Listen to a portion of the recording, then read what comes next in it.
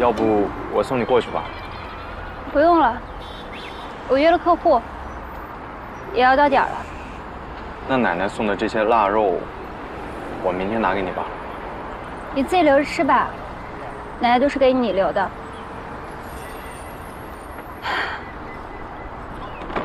炒的时候少放点盐。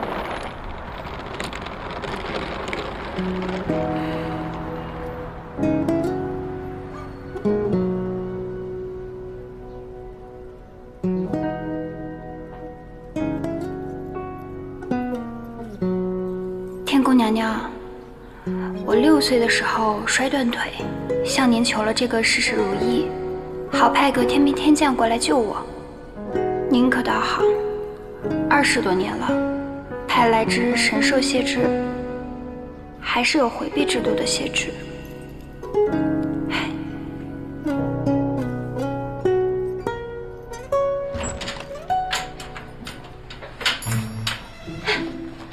吓我一跳，这怎么还有个人呢？你刚才回来的时候，我跟你打过招呼了。打过招呼吗？你刚才回来，我问你怎么这么快就回来了，你说你从机场直接打车就回来了。嘿，小小的岁数，这健忘症啊！要照这么看，这以后我得给你养老了。哈哈。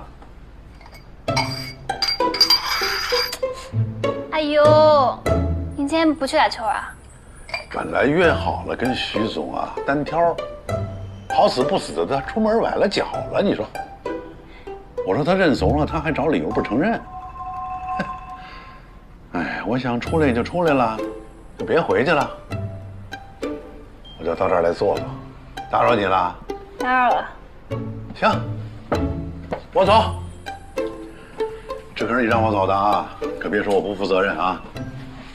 你有地儿去吗？球场我先抓一个吧，一会儿你嫂子打来电话，你就跟着。我就说你去谈大项目了，10个亿。有点夸张了，没那么邪乎。你还别说，球场上还真有案源。上次胳膊拉伤的那个，那案子还没完呢，可惜让老李抢了个险。我那速效救心丸带了没有啊？哎呀，来，这我从老家带的特产，你拿点儿，万一低血糖犯了，还能赶紧吃一个。嗯，好。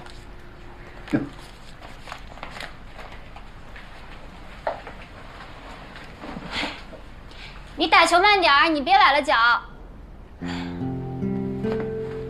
太让人生气了。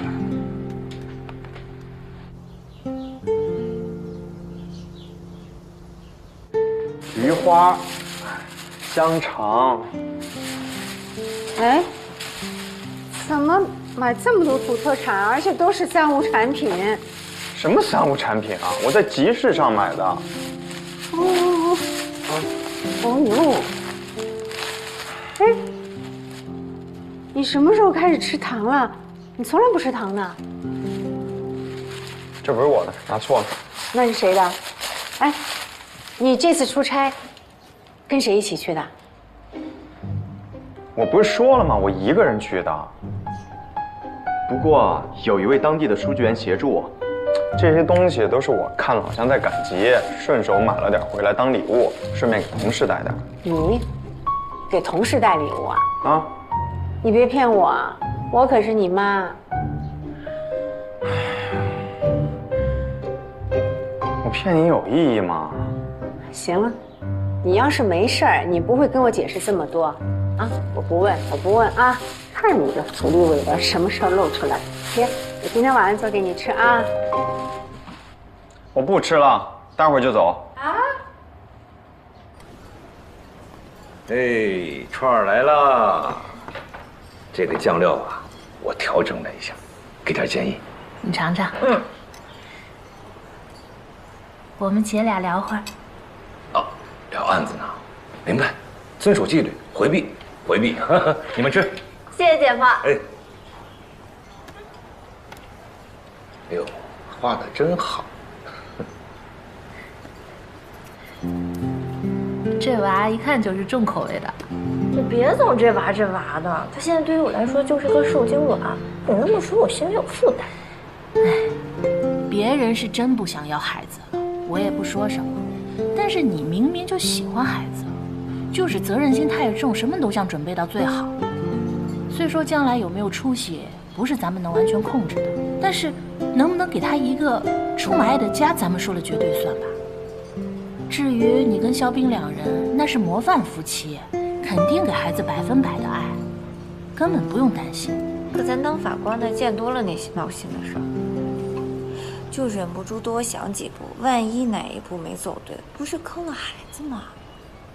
你别胡思乱想，肖冰一看就是个孩子奴。他嘴上说着无所谓，什么都听我的，但实际上，他早就把那些育儿书翻了一遍又一遍，甚至连婴儿房的装修都开始准备了。那证明他把你和孩子放在心上啊，以后会是个合格的父亲。如果把一个人从生到死的人生版本当做1.0版本的话，那生儿育女呢，这个经历就像是2.0版本，因为你们可以重新审视自己的童年，把自己小时候成长的那些经历的遗憾全部都弥补上。如果还有抱孙子的机会，那就是可以把中年时候带娃的那些经历的遗憾也全都弥补上。也就是说，直升3.0版本了吧？静姐，你说是不是我太自私了？你也别听我胡说八道，这个每个人呢拿到的人生剧本都是不一样的。生孩子呢也不光是压力和责任，它这个人生经历是任何其他的人生经历都没有办法替代的。生孩子更像是夫妻之间的粘合剂长辈们的长生不老丸。你想想看，菲菲她就坐在那儿一动不动的小小的身影，那我的世界啪的一下就被照亮了。究竟是人性的泯灭，还是道德的沦丧？让我们一起看到就是赚到。关注瑞法眼，女生遭 AI 造谣，我们今天就说到这里。那下一期呢，我将给大家带来女工更衣被偷拍，以及企业招聘限性别被查，网恋遇骗局，女子遭诈骗。那关注瑞法眼的粉丝呢，也知道关于案件侦破的过程，以及罪犯最后受到什么样的惩罚，不是瑞法眼关注的重点。更多的呢是关注女性的安全以及女性自身的权益。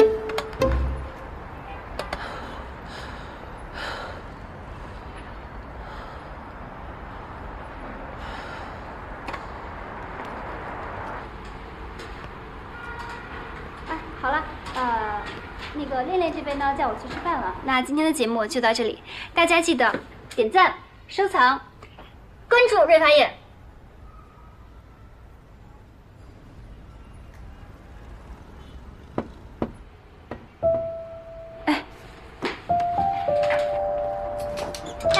你好。你好，下班了吗？没下班了，您进来吧。谢谢。您受伤了？是。这看着还挺严重的。没事，我自己来。可以。慢点。您这边坐，我给您倒杯热水。好嘞，谢谢。您贵姓啊？我叫卢慧兰。来，过来。好，谢谢。您这是怎么弄的？我这是骑着电瓶车带我爸去看病，和汽车撞了。这是谁的责任？我的。那得赔不少钱吧？花了3万多了。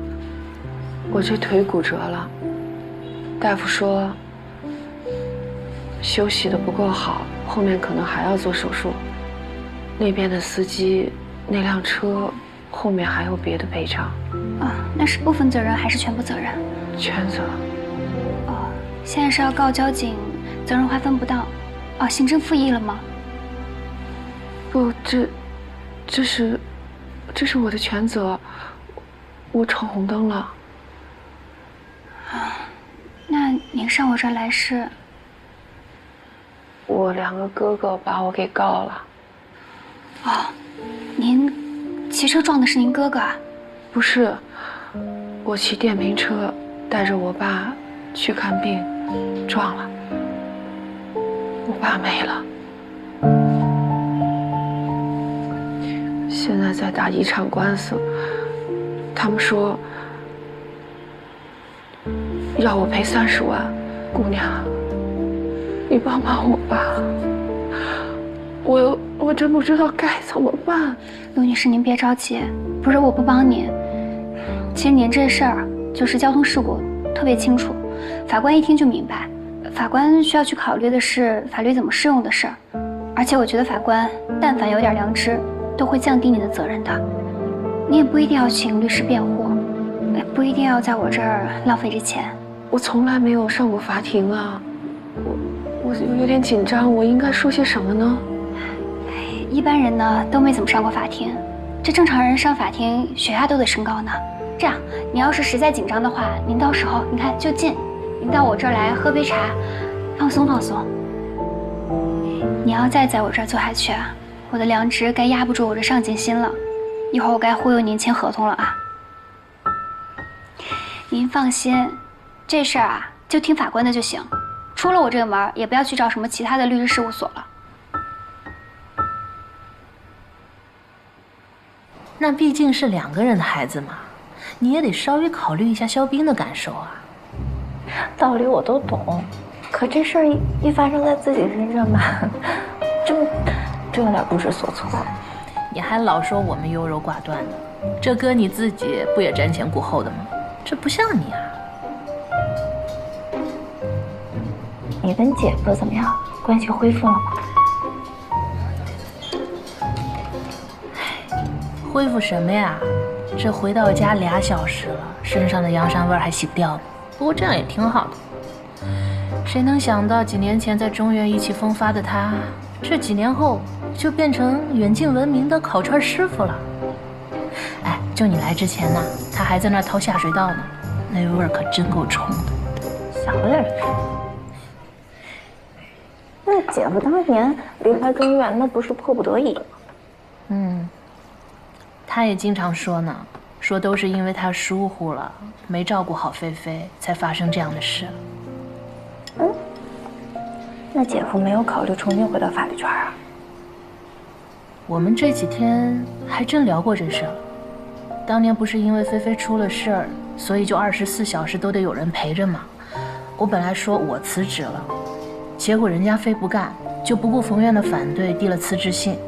这再加半年，除了跟菲菲说话治疗，都没怎么开过口。我也知道他离开他最爱的岗位，最爱的职业，他心里也不好受。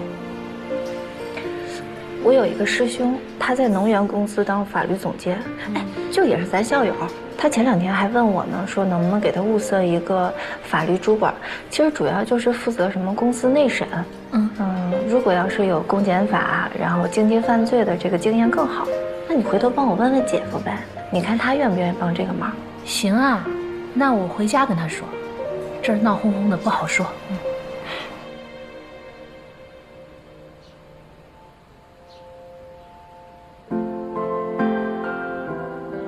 你现在不敢看我，是因为对这段感情有所顾忌。嗨，沈大官，还记得我吧？我们上午刚见过。哎，这是给你的。怎么样？所以我认为孩子的成长，最重要的不是钱，需要的是真正爱他的人可以陪在他身边，让他感受到被爱，这会成为他一辈子的财富。药一定要按时按量的吃，这个月奶奶的药吃完，我下个月肯定寄到。没事吧？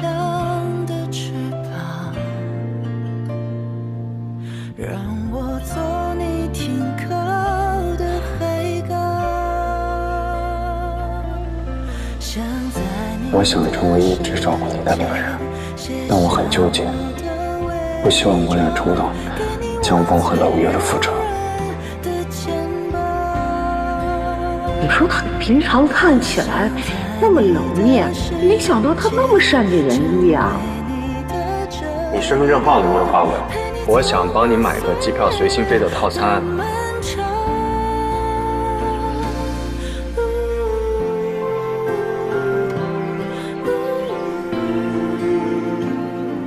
想在你的世界，一切不再遥远，陪你走过岁月的漫长。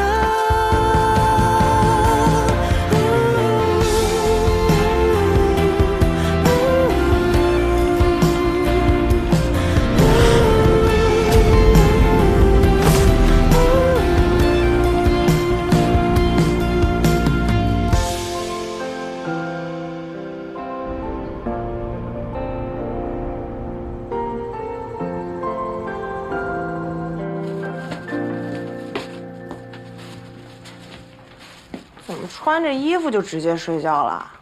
快点，别赖着了，起床吃饭。15都诱惑不了你啊？怎么？从老家回来水土不服啦？全日给我表白了。你怎么说？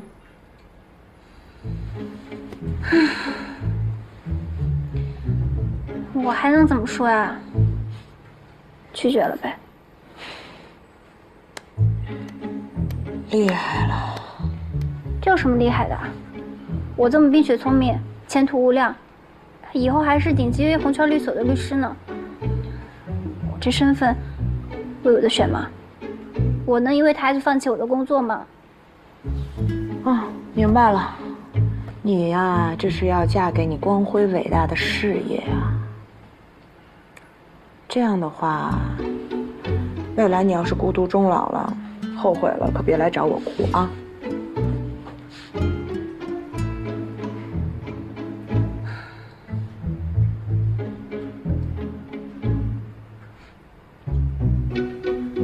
好香啊，什么味儿啊？我就说了嘛，带了好吃的回来。行，你起不来，来。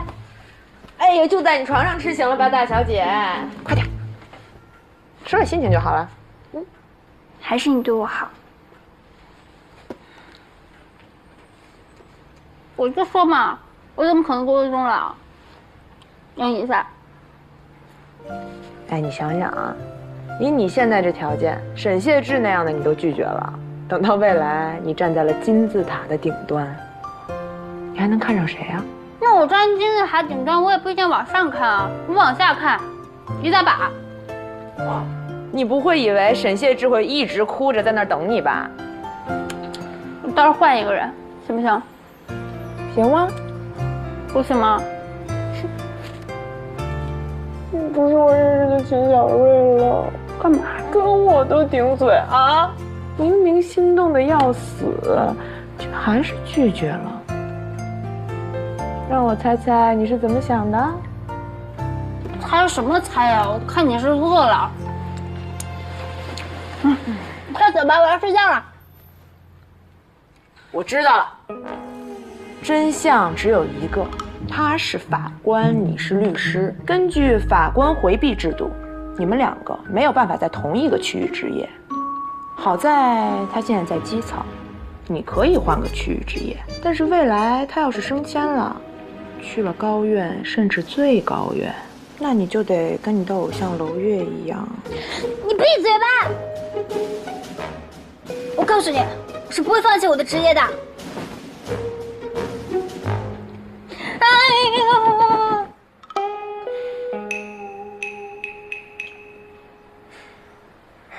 行了，不就是被批评教育又被拒绝吗？你看我，都这样了，能怎么地呢？啊？我跟你能一样吗？不过我想了想，秦瑞其实也没错，他确实不是那种为了爱情能放弃事业的人。都怪我，没忍住，让大家尴尬了。话是这么说，但是既然你俩已经踩了刹车，并且以后也不会有什么发展了，那我就告你个消息，能够帮助你们脱离苦海。高院刚刚发布了一个选调干部的公告，3个新提名额。这次选调是面向全市的，只要够资格就能报名，竞争肯定很激烈，但我觉得你应该没问题。怎么，这么好的机会你犹豫啊？我是觉得这次机会是不是不大？别想那么多了，爱情都没了，你还不得奔一下事业呀？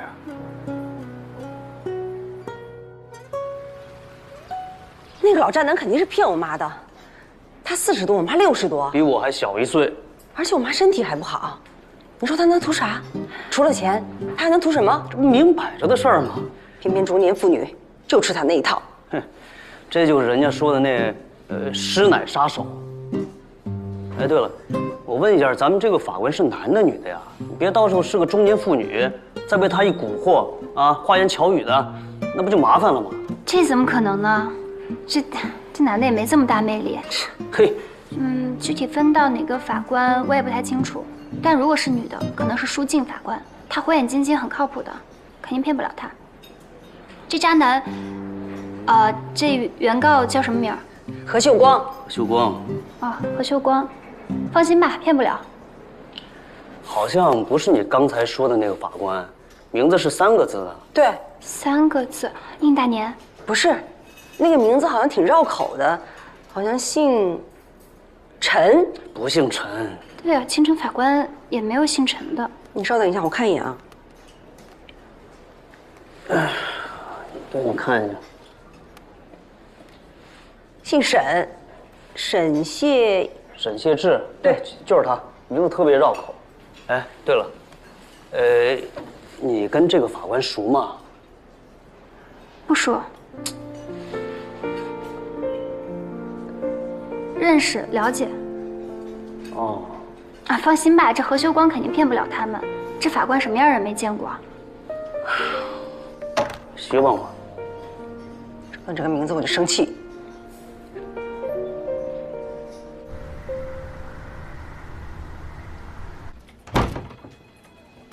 甄法官好。哎，甄法官。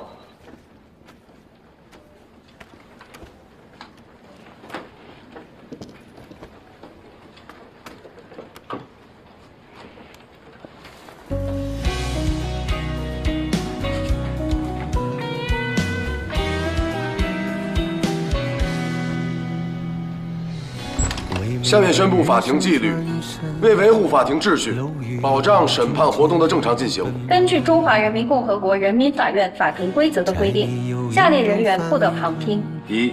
未成年人，经法院批准的除外；2. 精神病人和醉酒的人；3. 被剥夺政治权利的人。旁听人员、当事人及其他诉讼参与人必须遵守以下纪律：1. 所有到庭人员都必须服从审判长指挥； 2. 任何人对合议庭及其组成人员有意见，均不得当庭提出，不得随意走动；5. 旁听人员不得发问，不得鼓掌、7. 不可吸烟； 8. 进入法庭必须关闭各类移动通信工具。旁听人员对法庭的审判活动有意见，可在闭庭后用书面形式向人民法院提出。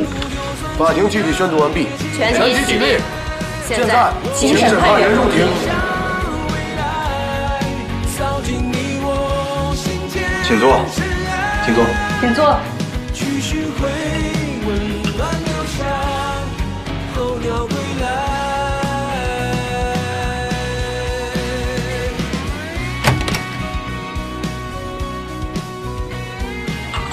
来，石法官，你别站起来，小心摔着。好。坐吧。哎啊。现在开庭。入我相思门，知我相思苦。长相思兮长相忆，短相思兮无穷极。原告，不好意思啊，我古文不太好。对不起，法官。那我说的白一点，那是一个明媚的春日，那时的我正处在人生的低谷，爱情和事业的双重打击，让我万念俱灰，以至于我已经开始思考起人生的归途。但是我万万没想到，那一天却成为我人生中最幸运的一天，因为就是在那一天，我在公园里偶遇了他。他玲珑剔透，他温柔似水，他默默地倾听着我的忧伤，抚慰着我的心灵。当我说到伤心处，他握着我的手，极度共情，浑身都在颤抖。我妈当时刚做完脑梗手术，还在恢复期。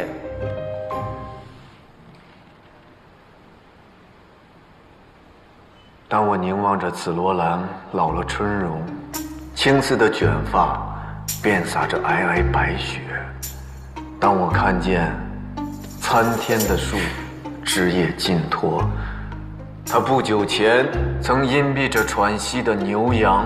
你骂谁呢？谁牛羊啊？夏日的青翠，一束一束的旧妇，带着坚挺的白须被鱼上恋宠。于是我不禁为你的朱颜感到焦虑，终有日，你要加入时光的废堆。你现在就是个废品。冷静，是我妈从垃圾堆里把你捡出来的。被告，控制情绪。庭上还陛下呢，你能不能说人话呀？孙大明，钱阿姨，您别激动，您的孩子也不是不同意您再婚。只是觉得何先生并不是一个理想的选择。我为什么不是他的理想选择呢？难道就因为他年纪比我大一点？23岁。23岁怎么了？爱情和年龄有关系吗？那经历风霜的长者和正当芳华的姑娘，不也能组成神仙眷侣吗？我们为什么就不行？还是说你们觉得男大女小是真爱，女大男小就不行？你们老了也觉得自己不值得再被爱了吗？女人这样自己贬低自己，男女平等什么时候才能实现？不调了，不调了！你看他成天哭哭唧唧的。舒法官，你还是尽快判吧。您怎么判，我们怎么服。就是判了吧，我们等着财产分了，换了钱，还要给我老爸呀下葬，寻个好点的墓地，也算是尽尽我们的一片孝心吧。你们失去亲爱的父亲，痛苦万分；你们自己的亲妹妹身受重伤，现在还坐在轮椅上，你们不为她的将来考虑一下吗？哎呀，这一码归一码，这财产分了，哎，就算是他日后日子不知道怎么过了，求到我们头上，我们也不会见死不救啊。是，但是他自己犯下的错误，就得他自己买单。杀人偿命，欠债还钱。您是法官，你们的境界肯定和我们这一般老百姓不一样，但是咱们不能用这个亲情来绑架法律，更不能因为同情来泯灭公理，是吧？等一下，杀人偿命，你是想说谁杀人？那还有谁呀？他，是他撞死我爸的。你冷静点。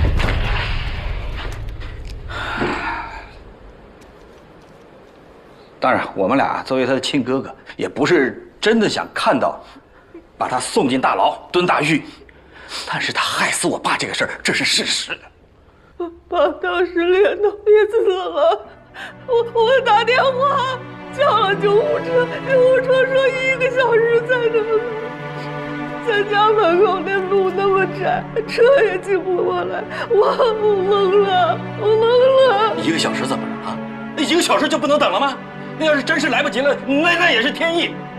救护车耽搁的话，我们还可以向急救中心索赔呢。国家单位赔钱呀，那赔的可就不是一个小数目，100万都挡不住吧，大哥？是啊，这专业的事儿就应该专业的人来做。我老婆是护士，她说如果受伤情况不明的情况下，应该先保持伤者不动。你想想，当时如果你选择先吃药，在家等待救援，我亲爱的老爸就不会被车子撞死了。真行。医院出具这个死亡证明明确写了，老爷子是心源性猝死，是病死，不是死于交通意外。那也是因为他撞车把老爷子给吓死的。是啊，这他逃不了责任的，少不了。这个法官是不是这个道理？如果你们现在对于死亡原因和责任还有异议的话，建议你们拨打110，由警方出面进行调查。有刑事案件性就移交刑庭来处理。我作为家事庭的法官，的确没法给你们评这个理。哎呀，我们也不是这么狠心的人嘛，她毕竟也是我们的亲妹妹。您这么说的话，好像是我们非要让她进大狱一样。就是没那个必要。你们要是没有异议的话，就按照证据上写的死亡原因走了。那他疏忽照顾，行，就按心源性猝死走。何先生，我非常钦佩您的才情，也赞赏您对爱情的一往无前。但是婚姻和爱情是两码事情，爱情可以是头脑发热、一时冲动，但是婚姻不可以。婚姻是一粥一饭、柴米油盐，需要同心同德、门当户对。但是据我们对您的了解，您没有稳定的工作，没有稳定的居所，更不要谈收入来源了。秦律师，你说的这些是大家追求的理想婚姻吗？你的思想怎么这么的传统、古老、僵化？难道你从来没有遇到过这种让你一往无前的爱情吗？那我真的为你感到难过。当爱情到来的时候，它会让你口干舌燥，它会让你魂不守舍，它让你一日不见，茶饭不思，它让你为了他不再惧怕衰老和死亡，为了他敢于对抗全世界。你们今天质疑我，我不怪你们，那是你们生命的悲剧，因为你们从未体验过这种感情的神圣和美好，从未品尝过命运最美的甘露。哎，我受不了了，我也要吐。啊，法官，你刚才不是说想要看证据吗？我这儿还有一份证据，给你看一下。小妹，我们好好回忆一下。3个月前，我呢告诉你，让你给老爸买一份重疾险。当时呢，这业务员小赵跟你去了咱们家好几趟，保险单什么都填好了。你当时也觉得价格挺合理的，我后来让你去买，我对你放心。现在3个月过去了，老爸心源性猝死了，应该保险公司赔钱了吧？这个事儿你应该好好跟我们解释解释了吧？大哥问你呢，说话呀！大哥给咱爸可是选了50万的保额，啊，那个心源性猝死，就在那个保险范围里面。小妹儿啊，50万呐！你就为了贪图那点保险费，让我们损失了50万，你知道吧？你忙给忘了。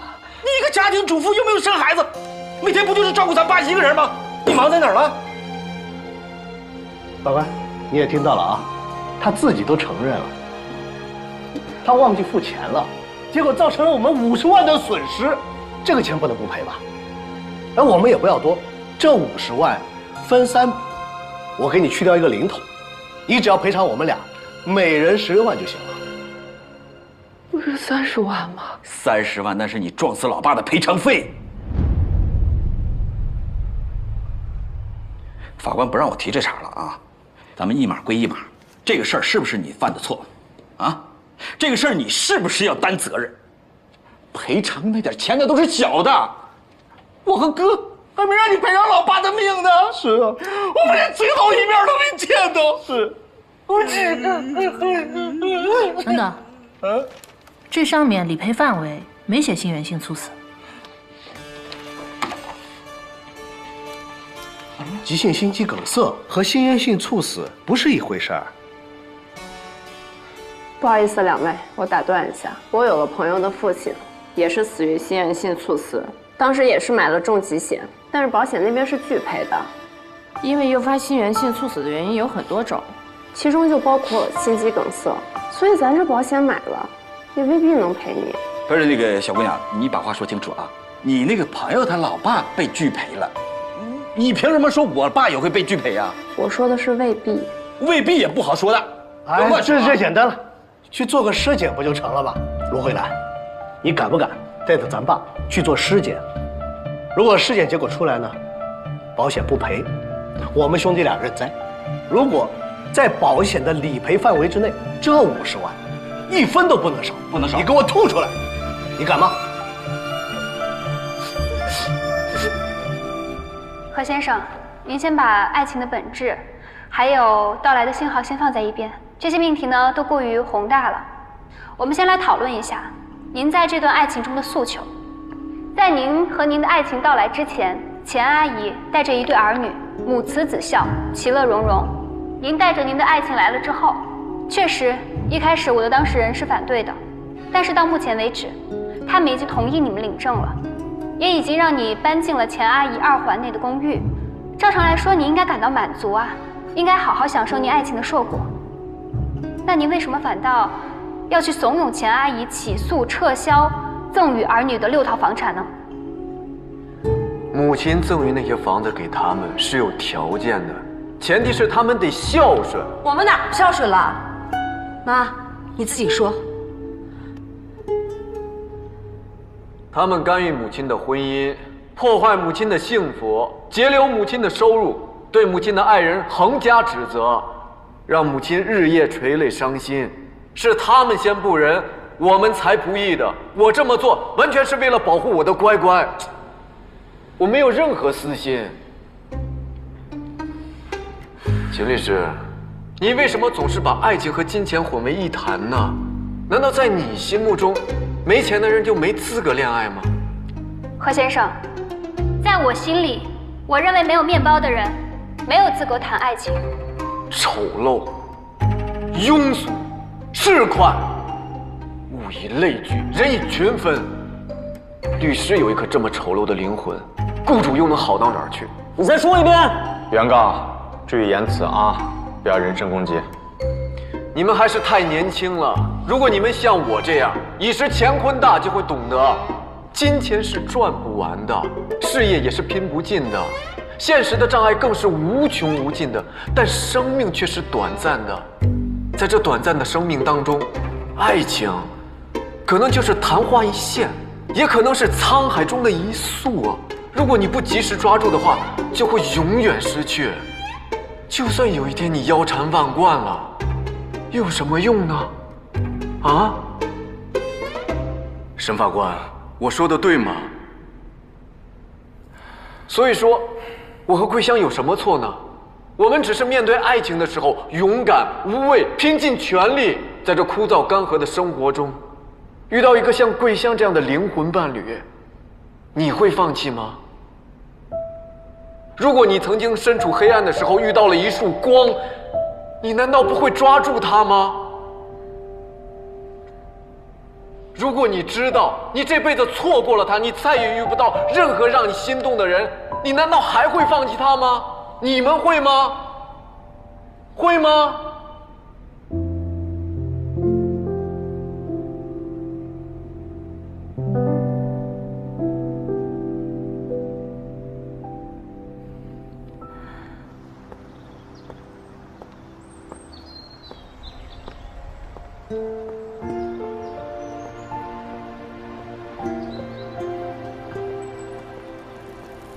秦律师，你为什么总是把爱情和金钱混为一谈呢？难道在你心目中，没钱的人就没资格恋爱吗？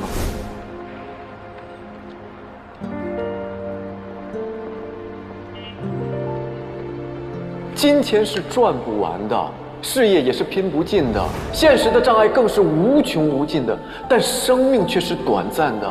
在这短暂的生命当中，爱情可能就是昙花一现，也可能是沧海中的一粟啊！如果你不及时抓住的话，就会永远失去。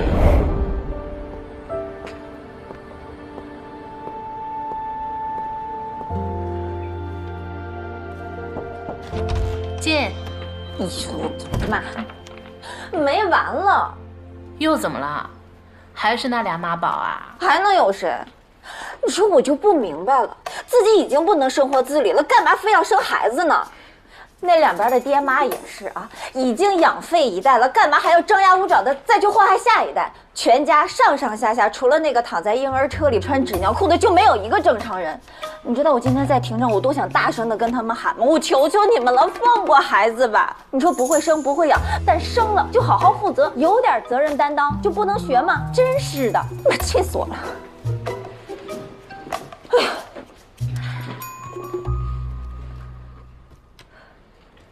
好多了。静姐，你跟姐夫怎么样了？什么怎么样？生二胎呀！我什么时候说要生二胎了呀？反正都要消耗那些卡路里，干脆要一个得了呗。你们这对幸福夫妻应该多为社会贡献爱心。我们没消耗。啊？没？什么意思啊？姐夫不想啊？年纪到了吧，没成。净瞎说，才多大年纪啊？这绝对不正常啊！静姐，我觉得要不然你就带姐夫去医院看看，那哪怕是开副药调理调理也是好的呀。算了吧。你看。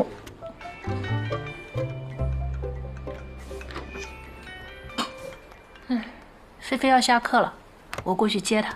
我跟你一起去。你去干嘛？今天让菲菲跟我回家。啊？